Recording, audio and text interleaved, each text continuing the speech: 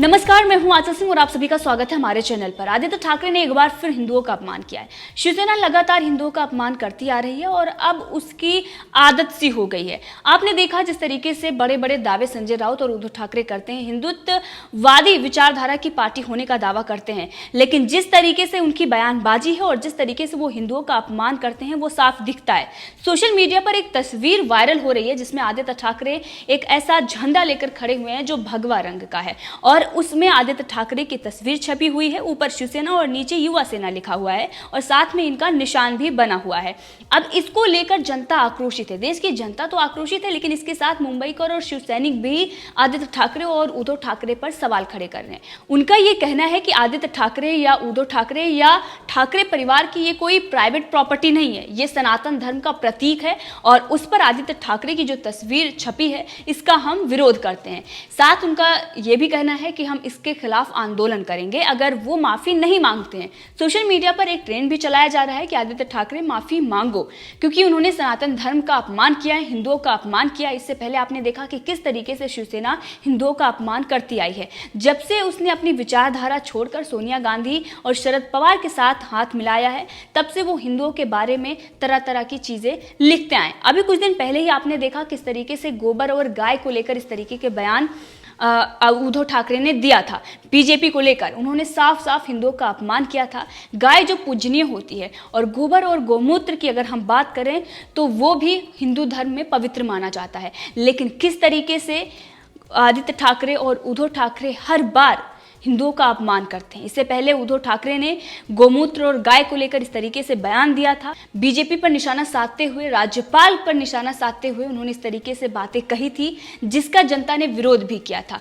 अब जो पार्टी अपनी विचारधारा हिंदुत्व की बताती हो, जो हिंदुत्व विचारधारा पर चलने की बात करती हो, जो बाला साहब ठाकरे के आदर्शों पर चलने की बात करती हो, जो छत्रपति शिवाजी के आदर्शों पर चलने की बात करती हो और उसके बाद उसकी जो हरकतें हैं, उसके जो कारनामे हैं वो बिल्कुल उलट हो, तो जनता को यही लगेगा कि ये कहते कुछ और हैं और करते कुछ और हैं। तो इनकी जो असली मानसिकता है वही है जो ये कर रहे हैं। इसीलिए इसको लेकर लोग सवाल पूछ रहे हैं कि जिन लोगों ने ये फ्लैग दिया है उसमें आदित्य ठाकरे छपे हुए हैं, ये जो भगवा ध्वज है उसका अपमान है, हिंदुओं का अपमान है, सनातन धर्म का इन्होंने अपमान किया है, इनको माफी मांगनी चाहिए। जो दे रहे हैं वो भी पागल हैं और जो इसको ग्रहण कर रहे हैं वो भी पागल हैं। इसी के साथ कुछ लोगों का ये कहना है कि ये मूर्ख नहीं, ये पागल नहीं, ये अपराध है, इन्होंने अपराध किया है और इसकी माफ़ी इनको मांगनी चाहिए। इसी के साथ कुछ लोगों का ये भी सवाल है कि जब जो भगवा ध्वज है वो हिंदुओं का पवित्र उसे मानते हैं और हिंदुओं का जो प्रतीक है, जो हिंदुओं की मान और सम्मान प्रतिष्ठा का प्रतीक है, उस पर इस तरीके से आदित्य ठाकरे की तस्वीर क्यों लगाई गई, इसका जवाब सरकार को देना होगा। इससे पहले आपने देखा राम मंदिर को लेकर इस तरीके की बयानबाजी और उसके बाद मंदिरों को खोलने के लिए किस तरीके की बयानबाजी संजय राउत करते हैं। उनका यह कहना है कि अगर मंदिर खोले जाते हैं तो हिंदुत्व की जीत नहीं है। फिर क्या आपने हिंदुत्व छोड़ दिया है? वो पार्टी जो सालों से सिर्फ इसी वजह से अस्तित्व में है क्योंकि वो हिंदुओं की बात रखती है, वो हिंदुत्व विचारधारा वाली है, आज वो इस तरीके की बात करती है, आज वो सेकुलर होने की बात करती है और सेकुलर में भी तुष्टीकरण की राजनीति करती है, तो चीजें बदलती हुई दिखाई दे रही हैं। जनता को इन्होंने बहुत पागल बनाया है, अब जनता समझ रही है इन्होंने किस तरीके से जनता को मूर्ख बनाते हुए, जनता को धोखा देते हुए बीजेपी के साथ अपना गठबंधन छोड़कर इन्होंने तीसरे नंबर की पार्टी के साथ गठबंधन किया और सरकार बनाई। उसके बाद उनकी विचारधारा पर चलते हुए साधु की हत्या हो जाती है और उसमें कान में इनके जूं तक नहीं रेंगता और किस तरीके से ये उस पूरे मामले पर मौन रहते हैं। 16 दिन तक मौन रहने पर जब सरकार से सवाल पूछा जाता है, मीडिया ये चीज़ें दिखाती है, तब इनका ये कहना है कि कार्रवाई करेंगे। उसके बाद चार्जशीट दायर नहीं होती है और उन लोगों को टारगेट करना शुरू कर दिया जाता है जो इस मामले को जनता के सामने रख रहे हैं, जो न्याय की मांग कर रहे हैं। जनता जो इस मामले में न्याय की मांग करती है उस पर अटैक कर दिया जाता है। कोई भी अगर आदित्य ठाकरे को कोई बेबी पेंगुइन कहता है तो उसको जेल में डाल दिया जाता है, लेकिन आदित्य ठाकरे जो इतना बड़ा अपराध कर रहे हैं, हिंदुओं की भावनाओं को आहत कर रहे हैं, जिन्होंने जो ध्वज है भगवा ध्वज उसका अपमान किया है, क्या वो माफी मांगेंगे? क्या उनके साथ वैसे ही कार्रवाई होगी जिस तरीके से अर्णव गोस्वामी के साथ हुई थी? क्योंकि उनका ये कहना था कि विशेष अधिकार हनन किया है अर्णव गोस्वामी ने और इसीलिए उन पर कार्रवाई होनी चाहिए। तो आदित्य ठाकरे जिन्होंने हिंदुओं का जो मान सम्मान है उसका हनन किया है, उन्होंने नुकसान पहुंचाया है, किस तरीके से भगवा का जो मान सम्मान है, जिस तरीके से उसकी प्रतिष्ठा है, उसको धूमिल किया है। तो क्या आदित्य ठाकरे पर ठीक उसी तरीके से कार्रवाई उद्धव ठाकरे करेंगे? क्या संजय राउत इस पर स्पष्टीकरण देंगे? उन्होंने हिंदू धर्म का अपमान किया और एक बार नहीं बार बार किया है और हर बार उनसे माफी मांगी गई, लेकिन उन्होंने माफी नहीं मांगी।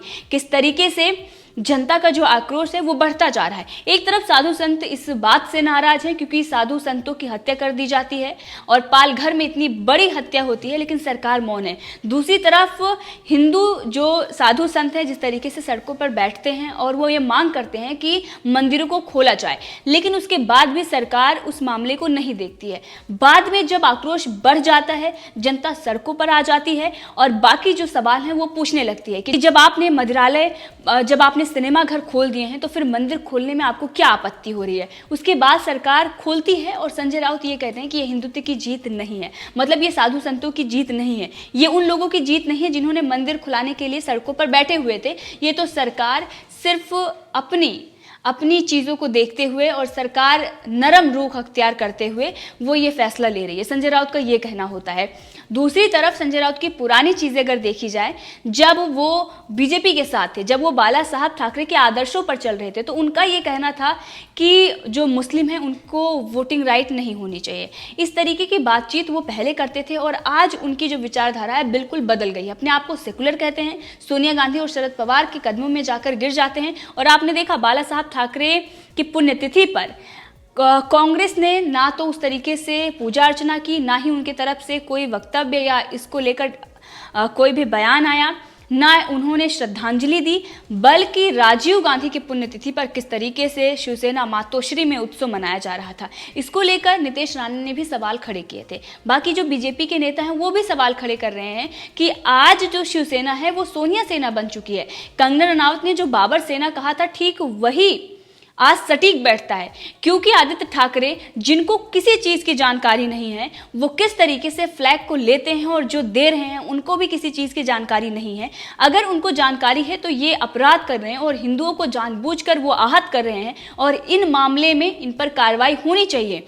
क्योंकि बॉलीवुड पर अगर कोई भी टिप्पणी करता है, कोई सवाल खड़े करता है, कोई रिपोर्टिंग करता है, तो उनकी भावनाएं आहत हो जाती हैं, तो उनकी बदनामी हो जाती है और उस पर महाराष्ट्र सरकार किस तरीके से एक्शन लेती है, उनके साथ खड़ी हो जाती है। उन ट्वीट को लेकर भी सवाल खड़े हो जाते हैं जो ये कहा जाता है कि बॉलीवुड में फेवरेटिज्म और बॉलीवुड में नेपोटिज्म है, उस पर कार्रवाई होती है, समन पर समन भेजा जाता है, लेकिन हिंदुओं की भावनाएं आहत करना, हिंदुओं का जो प्रतीक है भगवा ध्वज, उसका अपमान करना, ये इस पर कोई कार्रवाई क्यों नहीं होती है? तो मुंबई पुलिस को ठीक उसी तरीके से पेश आदित्य ठाकरे के साथ भी आना चाहिए जिस तरीके से वो कंगना रनावत और अर्नब गोस्वामी के साथ आ रहे हैं, क्योंकि कोई एक बार नहीं, आदित्य ठाकरे ने कई बार इस तरीके की हरकतें की हैं और इसीलिए शायद एक पत्रकार ने इनके बारे में भविष्यवाणी भी की थी। अब इसको लेकर जिस तरीके से बातें हो रही हैं, आदित्य ठाकरे को बेबी पेंगुइन कहने पर किस तरीके से जेल में डाल दिया जाता है, अब इसको लेकर नीतीश राणे और बाकी जो नेता हैं वो समय समय पर खुलासे करते आए। दिशा सालियान मामले को लेकर, सुशांत सिंह राजपूत मामले को लेकर किस तरीके से उन्होंने खुलासा किया है, आदित्य ठाकरे का उन्होंने नाम भी लिया है। लेकिन अब जिस तरीके से बिजली घोटाला महाराष्ट्र से सामने आ रहा है, उसको लेकर नीतीश राणे ने एक बार फिर सरकार पर हमला बोला है, आदित्य ठाकरे पर हमला बोला है।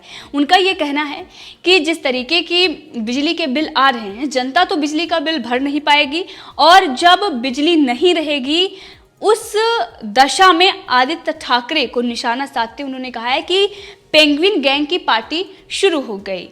तो ये उनके तरफ से ट्वीट किया गया है, मराठी में उन्होंने ट्वीट किया है और जो मुंबईकर और जो शिवसैनिक हैं वो भी सवाल खड़े कर रहे हैं, क्योंकि एक तरफ अगर आप देखें तो जो महाराष्ट्र की जनता है वो परेशान है अव्यवस्थाओं से, भ्रष्टाचार से, किस तरीके से बिजली के बिल दुगुना तिगुना आ रहे हैं, लेकिन सरकार इस पर मौन है। क्योंकि एक बड़ा खुलासा और भी हुआ था कि आदित्य ठाकरे और बाकी जो मंत्री हैं, 15 मंत्रियों के बंगले पर बिजली का बिल भेजा ही नहीं गया और ना ही इन्होंने बिजली का बिल पे किया।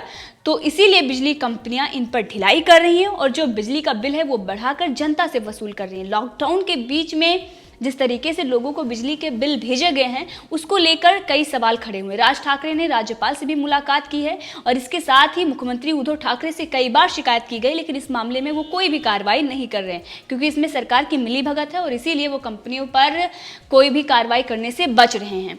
अब दूसरी तरफ जिस तरीके से उद्धव ठाकरे और आदित्य ठाकरे बार बार हिंदुओं का अपमान करते हैं, इसको लेकर शिवसैनिक में ही आक्रोश है। शिवसैनिक ये सवाल खड़े कर रहे हैं कि इस तरीके से जो सनातन धर्म का प्रतीक है उसका आप अपमान कर रहे हैं, ये बिल्कुल अपराध है और ऐसा आपको नहीं करना चाहिए था। आप देखें तो मराठी में कितने सारे ट्वीट हैं और इसी के साथ जनता वहां पर इस बात को लेकर आक्रोशित है।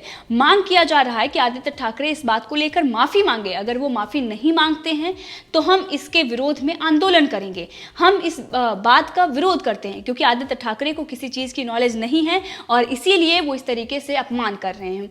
वहीं पर कुछ लोगों का ये कहना है कि उनको सब चीज़ की नॉलेज है, उनको ये पता है, वो जानबूझकर हिंदुओं की भावनाओं को आहत कर रहे हैं, वो जानबूझकर इस तरीके से कर रहे हैं क्योंकि बॉलीवुड में भी इस तरीके से हिंदुओं के खिलाफ चीज़ें दिखाई जाती हैं और उनकी जो मानसिकता है वो बॉलीवुड से ही प्रेरित है और इसीलिए इस तरीके की हरकतें आदित्य ठाकरे की तरफ से की जा रही है। तो लगातार जनता मांग कर रही है कि आदित्य ठाकरे इस बात को लेकर माफ़ी मांगे और वो बार बार इस तरीके से हिंदुओं का अपमान नहीं कर सकते हैं। कभी गोमूत्र को लेकर, कभी गाय को लेकर, तो कभी भगवा को लेकर इस तरीके की जो चीज़ें उनकी तरफ से की जा रही हैं ये बिल्कुल भी स्वीकार नहीं होंगी। तो इस पूरे मामले में आपकी क्या राय है, कमेंट करके ज़रूर बताएं। इसी के साथ अगर आपने अभी तक चैनल को सब्सक्राइब नहीं किया है तो कर ले ताकि हर अपडेट आप तक पहुँचती रहे। धन्यवाद।